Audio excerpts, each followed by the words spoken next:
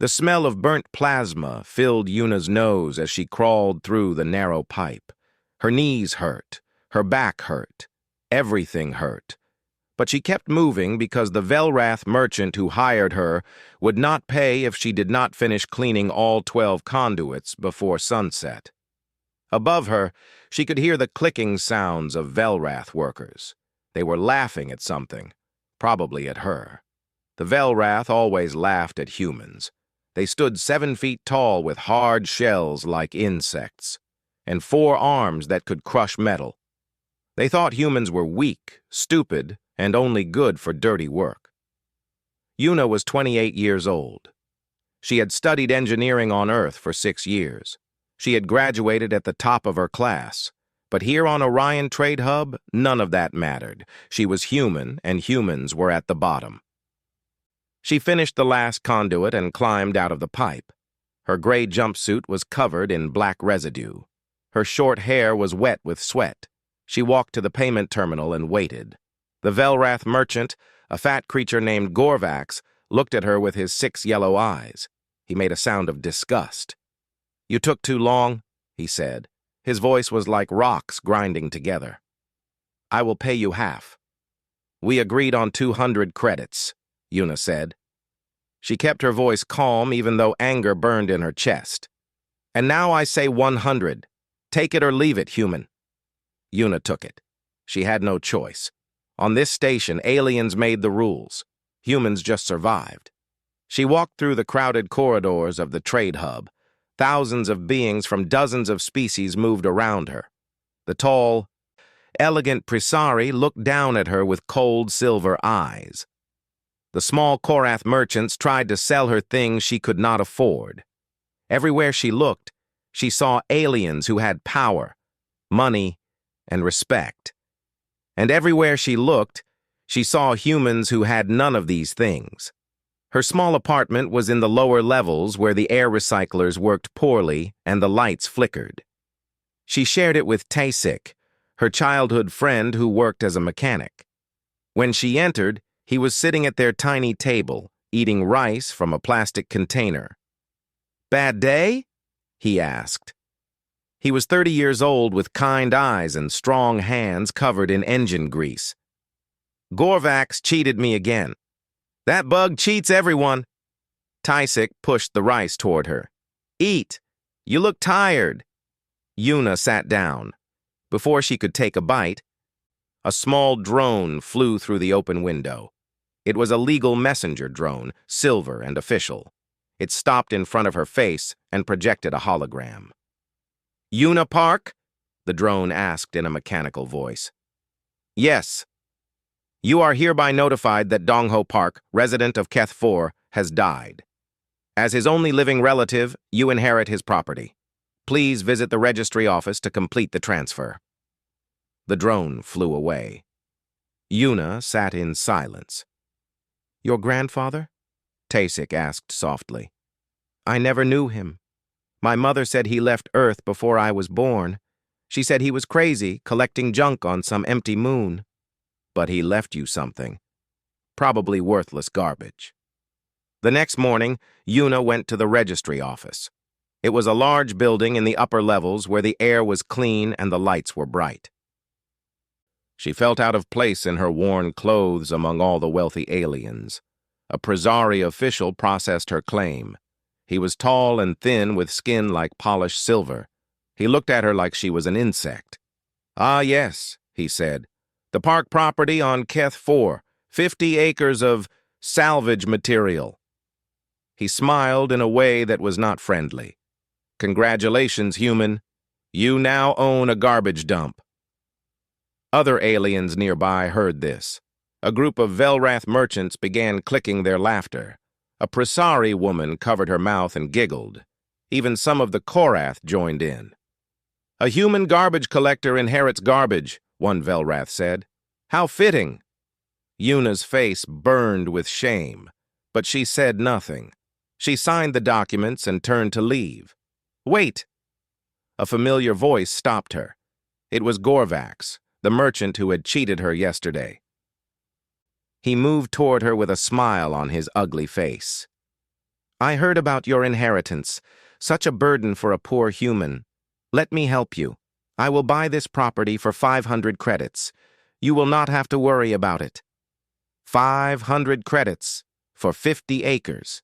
It was an insult. Why would you want it? Yuna asked.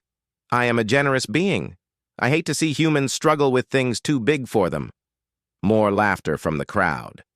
Yuna looked at Gorvax's greedy eyes. He wanted something. He knew something she did not. Or maybe he just wanted to cheat her again. No, she said. Gorvax's smile disappeared. Think carefully, human. You cannot afford to travel to Keth 4. You cannot afford to maintain the property. In 6 months, it will be taken for unpaid taxes anyway. Take my offer. I said no. She walked away. Behind her, she heard Gorvax's angry clicking. That night, Tasik found her sitting on the roof of their building, looking at the stars. You should go see it, he said. Your grandfather left it to you for a reason. I do not have money for a ticket. I have some savings, enough for 2 tickets. Yuna looked at him. You would come with me? We have been friends since we were children. I am not going to let you do this alone. It is probably nothing, just junk like everyone says. Tasik sat down next to her. Maybe, but your grandfather spent 40 years of his life there. He must have had a reason, and you refused Gorvax's offer. I saw something in your eyes when you did that. Pride, anger, hope. I have not seen that in you for a long time. Yuna was quiet for a moment. He was right. When she said no to Gorvax, she felt something she had not felt in years. She felt like she mattered. Okay, she said. Let us go see this junkyard. 3 days later, they boarded a transport ship to Keth 4. It was a small old ship full of miners and workers going to the outer moons. Yuna watched through the window as the trade hub grew smaller behind them. She did not know what she would find. She did not know that her life was about to change forever. She did not know that the aliens who laughed at her today would one day fear her name. All she knew was that for the first time in years, she was moving towards something instead of just surviving. And somewhere in the stars ahead, a 50-acre junkyard was waiting for her. Keth 4 was ugly. That was the first thing Yuna thought when the transport ship landed. The moon was gray and brown, covered in rocks and dust. The sky was dark even during the day because the sun was far away. The air was thin and cold, and she had to wear a breathing mask outside. The small spaceport had only one building. A bored Korath official checked their documents and pointed toward the east. Park property is 10 kilometers that way. Good luck, humans. You will need it. They rented a ground vehicle, an old thing that shook and made strange noises. Tasik drove while Yuna watched the empty landscape pass by. There was nothing here. No cities, no farms, no life, just rocks and silence. Then they saw it. The junkyard spread across the horizon like a metal ocean. Mountains of broken ships, towers of old machinery, fields of scattered parts stretching as far as Yuna could see. It was bigger than she had imagined, much bigger. This is a lot of junk, Tasik said quietly.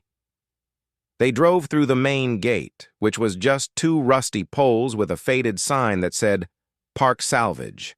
The road wound between piles of debris. Yuna saw pieces of ships she did not recognize. Strange machines covered in dust, containers stacked higher than buildings. At the center of it all stood a small house. It was simple and old, made of gray metal. Smoke came from a pipe on the roof. Someone was home. Before they could stop the vehicle, the door of the house opened. A woman walked out. She was about 45 years old, with short gray hair and a hard face. She wore work clothes covered in oil stains and carried a wrench in her hand like a weapon. "Who are you?" she demanded. "I am Yuna Park. Dongho Park was my grandfather." The woman's expression changed. The hardness left her face. replaced by something like relief. "Finally," she said, "I am Bora. I worked for your grandfather for 20 years. I have been waiting for you." She led them inside the house. It was small but clean. The walls were covered with papers, maps, and photographs. Yuna saw a picture of an old man with white hair and kind eyes. Her grandfather. "He talked about you," Bora said, making tea. "He watched your career. He was proud when you became an engineer. Sad when you had to take dirty jobs on the trade hub." "He watched me? I never knew him." "He had his reasons for staying away. He was protecting you, and protecting this." Bora gestured at the window, at the junkyard outside. "It is just junk," Yuna said. "Everyone says so." Bora laughed. It was a rough sound, like she had not laughed in a long time.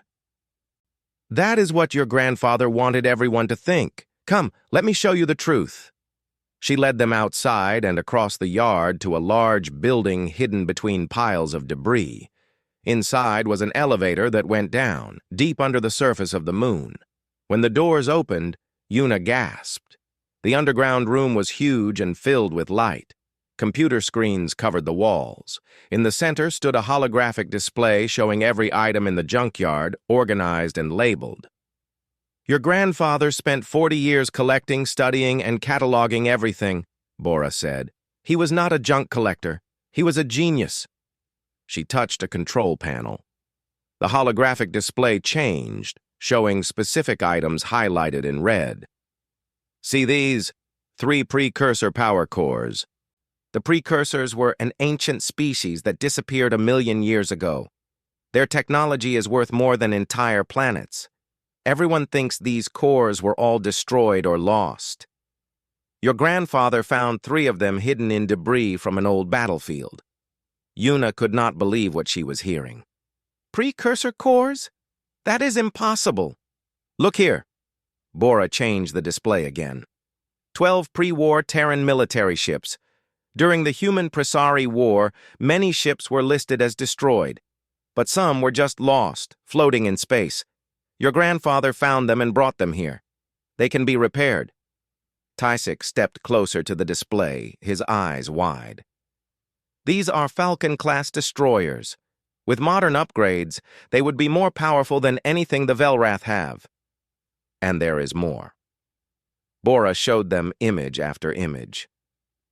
Technology from extinct species, rare materials, ancient weapons, medical devices that could cure diseases. All of it hidden in plain sight, disguised as worthless garbage. "Why?" Yuna asked. "Why did he hide all this?" Bora's face became serious. "Because the aliens have laws that let them take things from humans. If they knew what was here, they would declare it a security concern or cultural heritage, or some other excuse. They would take everything and leave us with nothing. So your grandfather kept it secret. He waited for the right person to give it to. Me. You. An engineer who understands technology. A human who has suffered under alien rule. A woman who is smart enough to use this wisely." Yuna sat down on a metal crate. Her head was spinning. Yesterday she was a cleaning worker. Today she was possibly the richest human in the sector. "There is a problem," Tysic said. He was looking at one of the screens. "A Presari scout ship has been watching this area for the last 2 hours. Bora nodded grimly. "Word is getting out. Someone talked at the registry office. They do not know what is here yet, but they are curious. We do not have much time." "Time for what?" Yuna asked. "To decide what you want to do. You can sell some items quietly and live comfortably for the rest of your life. Or you can do what your grandfather dreamed of." "What did he dream of?" Bora looked at the holographic display, at the thousands of items collected over 40 years. "He dreamed of building something so powerful that humans would never be laughed at again. He dreamed of changing everything." Yuna stood up. She walked to the display and touched it. The data flowed around her fingers. Ships, technology, weapons, power, all of it waiting for someone to use it. She thought about the Velrath who cheated her, the Presari who looked at her like dirt, the aliens who laughed when she inherited this place. She thought about all the humans on the trade hub, working terrible jobs, being treated like nothing. "I am not going to sell it quietly," she said. "I am going to build something they will never be able to ignore." Tasik smiled. "I was hoping you would say that." Bora nodded with approval. "Then we have work to do, and we should start now, before whoever is in that scout ship decides to do something more than watch." Outside, the Presari ship circled slowly in the dark sky. Its sensors pointed down at the junkyard, recording everything. The game had already begun. The legal notice arrived 3 weeks after Yuna discovered the truth about her inheritance. It was delivered by an official drone from the Galactic Trade Council. The message was cold and formal. Property owner Yuna Park is hereby summoned to appear before the council regarding claims of abandonment filed against the park salvage property on Keth 4. Failure to prove active development will result in transfer of ownership to the claimant, Merchant Gorvax of the Velrath Trading House. Yuna read the notice 3 times. Gorvax. Of course it was Gorvax. The same alien who had tried to buy the junkyard for almost nothing. He had found another way to steal it. "What does abandonment mean?" Tasik asked. Bora explained with anger in her voice. "It is an old law. If property is not actively developed, anyone can claim it. Gorvax is saying your grandfather did nothing with this land for 40 years. He is calling it abandoned. But my grandfather was here the whole time. Collecting junk is not development in their eyes. They want to see buildings, businesses, economic activity." Bora hit her fist against the wall. "The hearing is in 30 days. The judges are all aliens. They will rule against us." Yuna was quiet for a long moment. Then she smiled. "Then we have 30 days to show them development." Her plan was dangerous and complicated. First, she needed money. Bora knew a man who could help.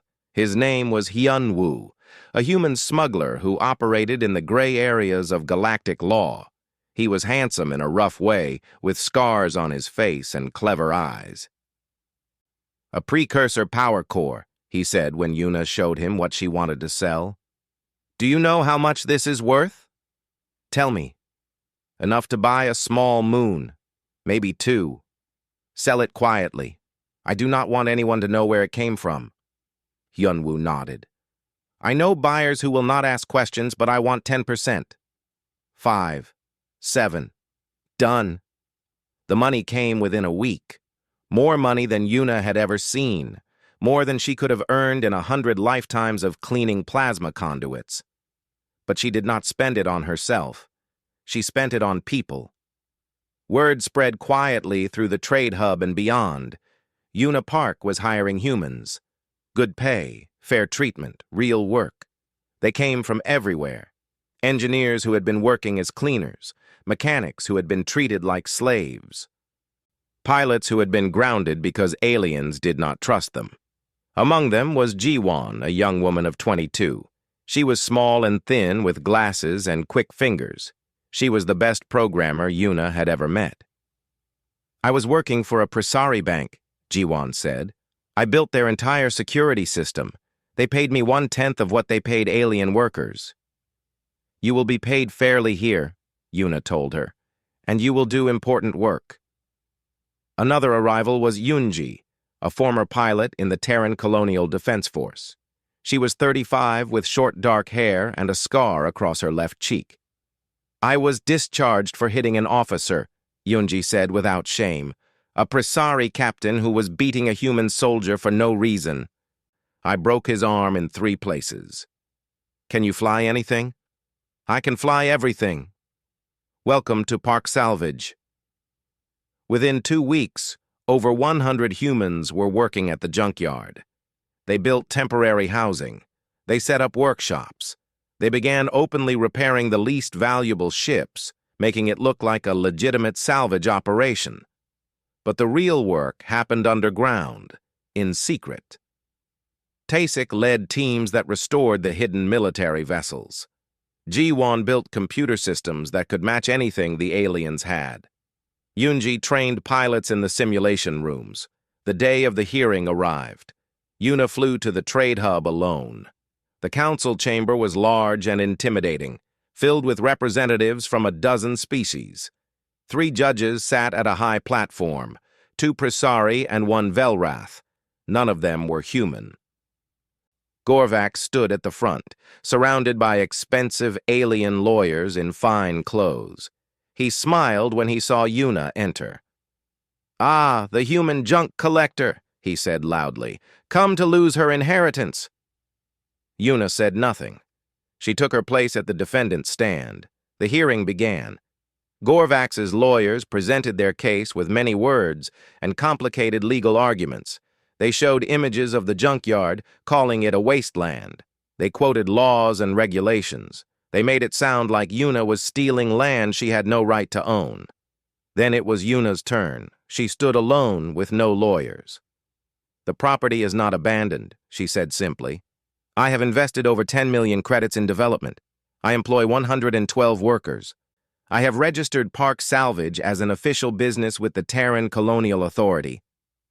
She showed them evidence: photographs of the new buildings, financial records of purchases and payments, employment documents with names and signatures. The judges looked uncomfortable. This was more development than they had expected. Gorvax's lawyers objected. They argued. They demanded more time. But Yuna was not finished. "I also present this." She held up a document. "A registration of the park property as a Terran Cultural Heritage Site under Article 47 of the Earth Galactic Treaty of 2198. The chamber went silent.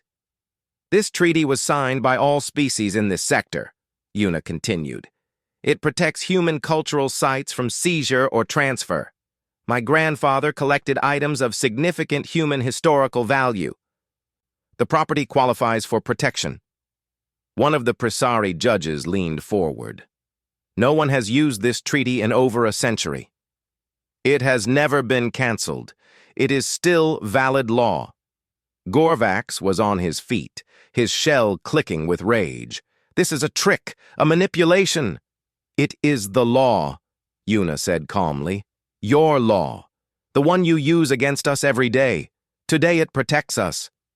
The judges had no choice. The evidence was clear. The law was valid. They ruled in Yuna's favor. As she left the chamber, Gorvax grabbed her arm. His grip was strong enough to bruise. "This is not over," he hissed. "I will find a way to take everything from you. You are just a human. You cannot win against us." Yuna pulled her arm free. She looked into his 6 yellow eyes without fear. "My grandfather spent 40 years preparing. He knew you would come. He knew what you would try, and he left me everything I need to fight back." She walked away, leaving Gorvax standing in the chamber with his expensive lawyers and his useless anger. But she knew he was right about one thing. This was not over. She had won a battle, not a war. Gorvax would try again. Others would try. The aliens would never accept a human succeeding where they could not. She needed to build something stronger, something so powerful that no one would dare attack her. She needed to build an empire. 18 months had passed since the hearing. Yuna stood on the observation deck of her headquarters and looked out at what she had built. The junkyard was gone. In its place stood Park Station. The main complex covered 5 square kilometers. Repair bays where ships were restored and sold. Research labs where scientists studied ancient technology. Training centers where humans learned skills they had never been allowed to learn before. Warehouses filled with goods that were shipped across the sector. Beyond the complex, residential buildings housed over 2,000 workers, all human, all paid fairly, all treated with respect. In orbit above Keth 4, defense platforms watched the space around them. Small patrol ships moved in careful patterns. No one could approach without permission.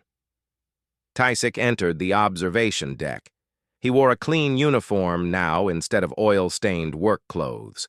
His title was Chief Operations Officer, but to Yuna, he was still her closest friend. "The monthly numbers are in," he said, standing beside her. "We sold 47 ships last quarter. Our revenue is higher than most Velrath trading houses." "And the research division? Jiwan's team cracked another piece of precursor code. We can now build power cells that last 3 times longer than anything on the market." Yuna nodded. Every success was another step forward, another wall of protection around everything she had built. "What about Gorvax?" Tasik's expression darkened. "Bora's intelligence network says he has been meeting with Presari officials, high-level ones. They are planning something." "They have been planning something for a year. They cannot touch us legally." "Legal is not what worries me." Yuna understood. She had built walls of money and law, but there were other kinds of power. Military power, political power, the kind of power that did not care about courts and treaties. A communication alert sounded. Jiwan's face appeared on the screen. "Director Park, we have visitors. A Morath warship just entered the system. They are requesting permission to land." The Morath were different from other aliens. They were warriors, tall and powerful, with gray skin and tusks like ancient elephants. Unlike the Velrath and Presari, they did not look down on humans. They respected strength, skill, and honor.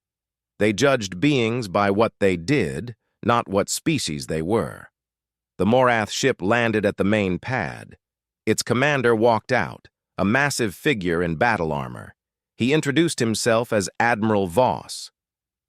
"I have heard interesting things about this place," he said, his voice deep like distant thunder.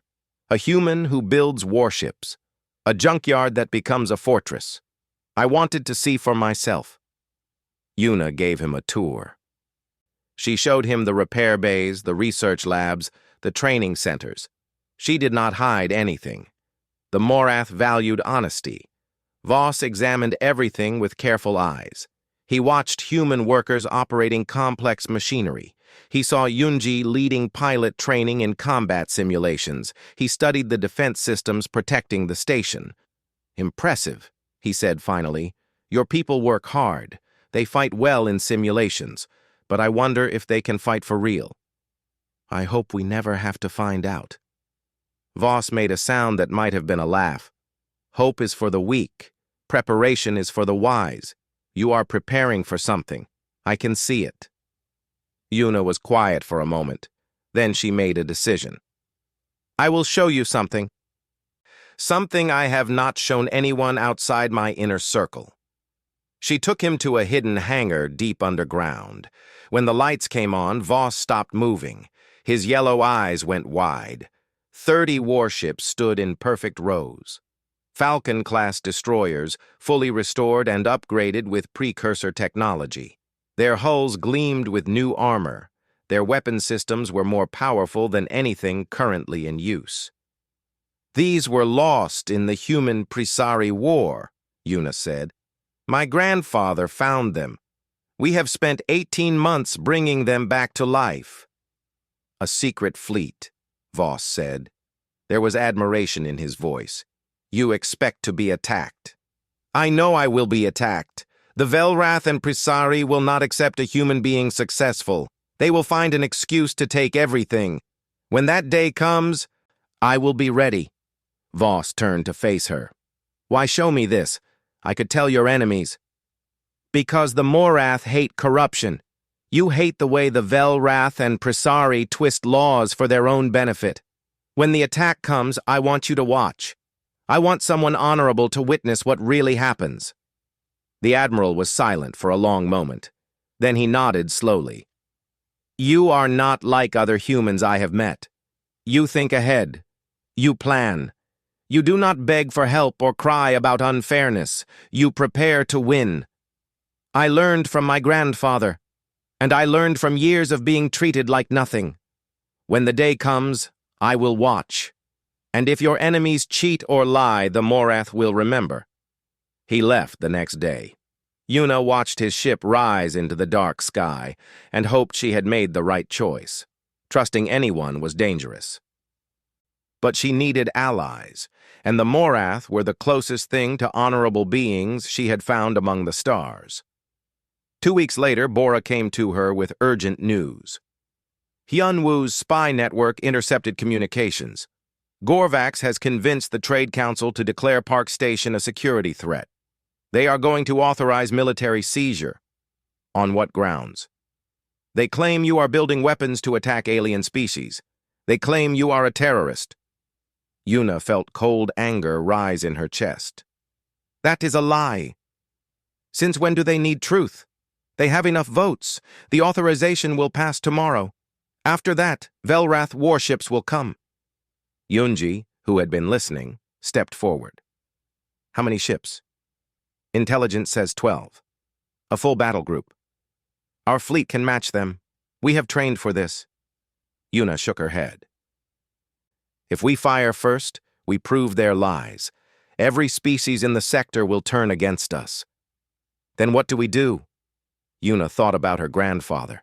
40 years of patience, 40 years of preparation. He had given her everything she needed. Now she had to be smart enough to use it.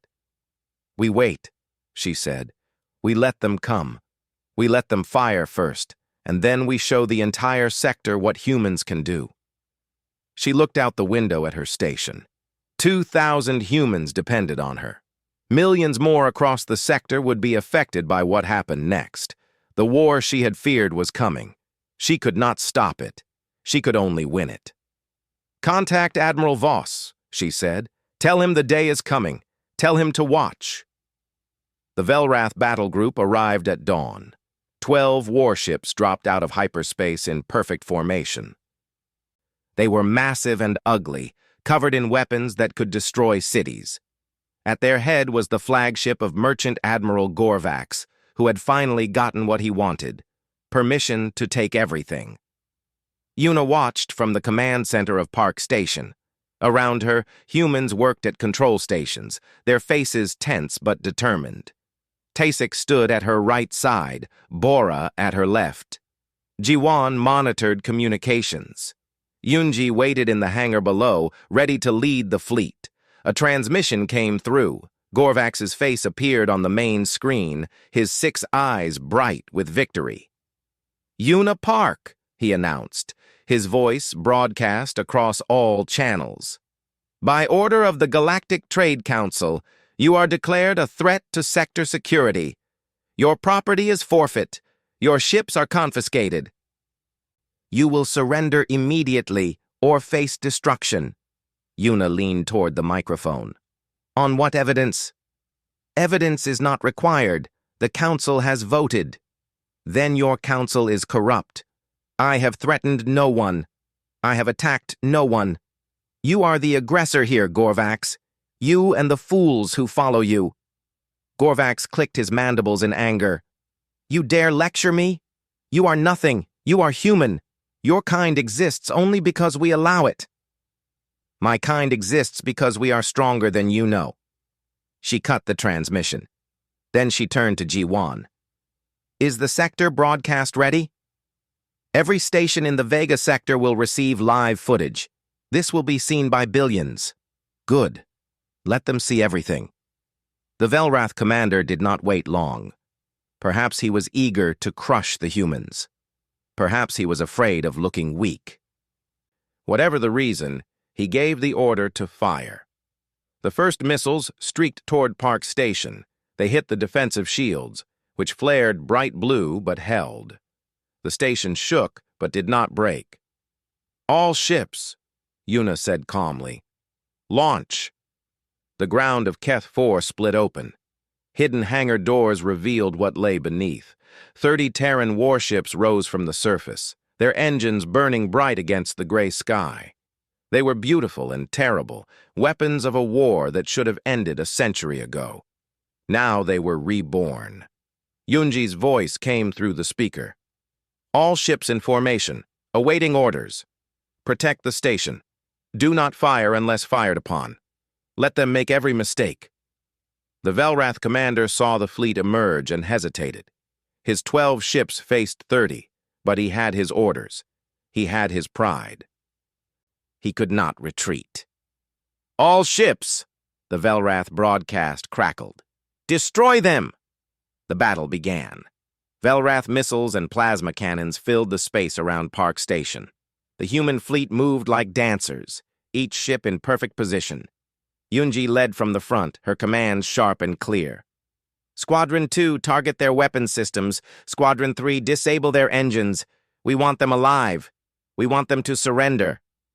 The human ships were faster, more advanced, better piloted. The precursor technology gave them shields that could absorb tremendous damage and weapons that cut through Velrath armor like paper. Within an hour, 3 Velrath ships were disabled, spinning helplessly in space. Then 5, then 8. Admiral Voss watched from his ship at the edge of the system. He had brought a small fleet of Morath observers, just as Yuna had asked. His officers recorded everything. "The humans are winning," one officer said, surprised. "They are not just winning," Voss replied. "They are dominating, and they are doing it without killing unnecessarily. They disable, not destroy." The Velrath attacked first. The humans could destroy them all and claim self-defense. Yes, they could, but they choose not to. Interesting. On the Velrath flagship, panic was spreading. Gorvax watched ship after ship fall silent. His admiral was screaming orders that no one could follow. "We must retreat," the admiral said. "We cannot win this." "No!" Gorvax slammed his fists against the console. "I will not lose to humans! I will not!" He pushed the admiral aside and took control of the ship himself. He aimed for Park Station, for the command center where he knew Yuna was watching. "If I cannot have it, no one will." He fired everything, every missile, every cannon. A wall of destruction aimed at the heart of the station. Yunji saw it coming. "All ships, intercept!" The human fleet moved as one. They threw themselves between the missiles and the station using their shields and weapons to create a barrier of light. Ships shook and cracked under the assault. Metal twisted. Engines failed. But they held. When the fire stopped, 14 human ships were damaged. 2 were completely disabled.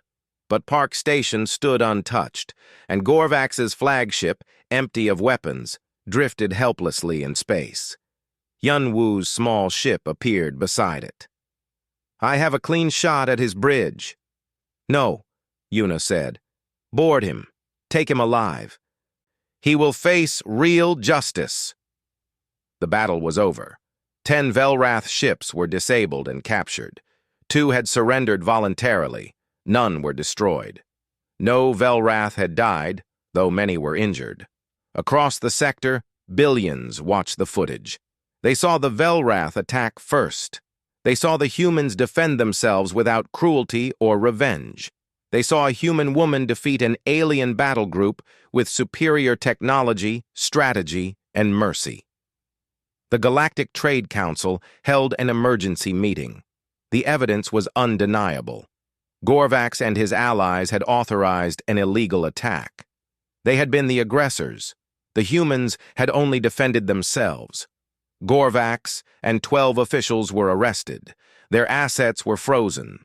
Their titles were stripped. For the first time in history, powerful aliens faced real consequences for attacking humans. Admiral Voss delivered a statement that shocked everyone. The Morath witnessed this battle. The humans showed honor, restraint, and skill. We recognize Park Station as a legitimate power in this sector. Any attack on them will be considered an attack on Morath interests. 1 week later, Yuna stood on the observation deck of her grandfather's old ship. It had been restored as her flagship, named Dongho's Dream.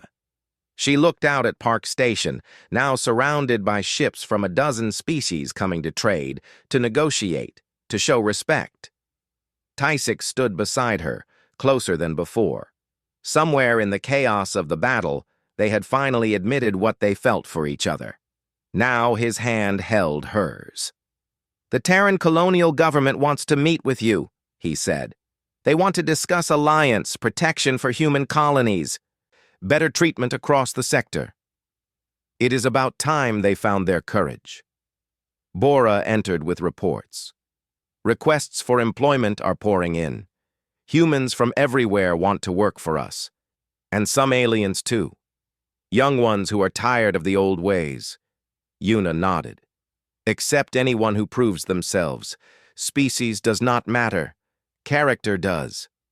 She thought about her grandfather. 40 years of patience. 40 years of collecting what others threw away. He had known this day would come. He had prepared for it. He had given her everything she needed. And she had turned junk into an empire. The door opened again. Ji-won came in, excited. Director Park, we are receiving transmissions from human colonies across the sector. They are asking for help, investment, protection, hope. Yuna smiled. Then let us give it to them. She looked out at the stars. Somewhere out there, on stations and planets and ships, humans were watching the news. They were seeing one of their own stand, tall against those who had oppressed them for so long. They were seeing that it was possible to win. A young girl on a distant station watched the broadcast. She was 13 years old, working as a cleaner just like Yuna once did. Her employers were cruel. Her future seemed dark. But now she watched Yuna Park standing on her flagship, and something changed in her heart. Hope. The aliens had laughed when Yuna inherited a junkyard. They had called her nothing. They had called her weak. They had called her human. Now she was the richest being in the sector. Now she commanded fleets. Now she was changing history, and she was just getting started. The stars waited ahead, full of possibilities, full of humans who needed help, full of enemies who still underestimated them. Yuna Park looked at those stars and made a promise, not to herself, not to her grandfather, but to every human who had ever been told they were less. "This is only the beginning," she whispered. "We are only the beginning." And somewhere, she hoped, her grandfather was smiling.